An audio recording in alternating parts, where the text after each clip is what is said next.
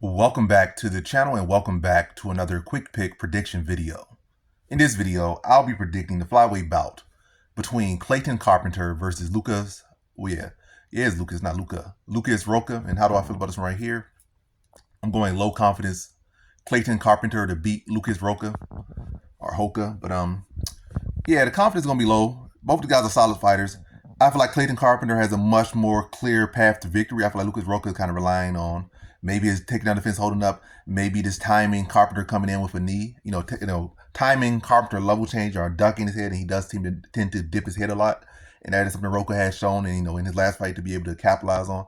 Someone spamming takedowns, someone spamming dipping their head, and be able to time that, catch them with a knee, and put them out. But also in that fight on the contender series, he showed that he could be taken down and held down without much great effort. And Clayton Carpenter, I feel like, is a better grappler, better wrestler than his previous opponent. So that's a bad sign.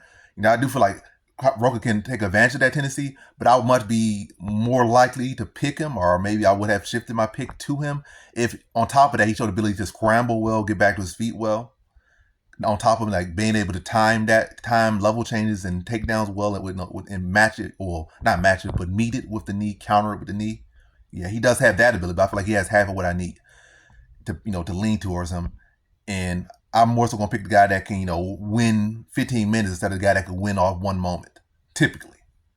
Unless it's such a trapper. And Carpenter, while he does have that tendency, he's still undefeated. I can see this guy always getting caught by running to knees. This guy's always falling to guillotine. This guy's always falling to triangle choke. There's no proven pattern yet. But Rocha did in his fight, let's say, he won that fight, but he did give up a whole, 4 minutes of control time in the first round. And I think he only landed like 10 strikes. And one of those strikes just happened to be the knee. So it's not like he landed so much on the feet or had so much effect. I mean, the more effect over the fight was the control in the first round by his opponent. And I'm going to lean Clayton Carpenter again. He has a bad tendency. I hope he can patch that up. But I definitely think he could get him down. I definitely think he could control him and limit that moment that Rocha is looking for.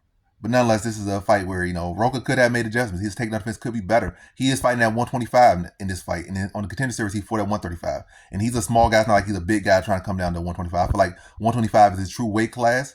So that could serve him better. Maybe he was having issues with the size of his opponent in the last fight. And that could play a factor more so than the skill of his opponent. Yeah, all these play factor. But I'm leaning to Clayton Carpenter. I feel like he's a pretty well-rounded fighter. A fighter who has seen a good head on the shoulder. He's got the dog ability in him as well. Or the dog trait in him as well. This guy worried about not getting caught by a knee. Set up his strikes better, mixing his takedown better, so it's not as predictable. And I think he should win this one, be able to grind out a decision over Lucas Rocha, get the takedowns, build up the control time, maybe find a sub, but I'm leaning more so takedown and control, grinding out a decision over Lucas Rocha. And also Clayton Carpenter's side, you could say his contender series fight was rough, but his opponent on the contender series has shown to cause a lot of people issues, like thyroid issues, cause Joshua Van issues, not just in grappling, it could cause people issues on the feet and in the ground, like a full well-rounded threat, and he was, a big flyweight and barely could make flyweight. And I think he missed in that fight, and I think he missed flyweight in his last fight. So another thing to deal with. So Carpenter dealt with a bigger guy as well in his last fight, and Rocha dealt with a bigger guy in the last fight. But nonetheless, I feel Carpenter has a clear path to victory, and I'm going to lean to that clear path to victory. So in this one, I got Clayton Carpenter via decision.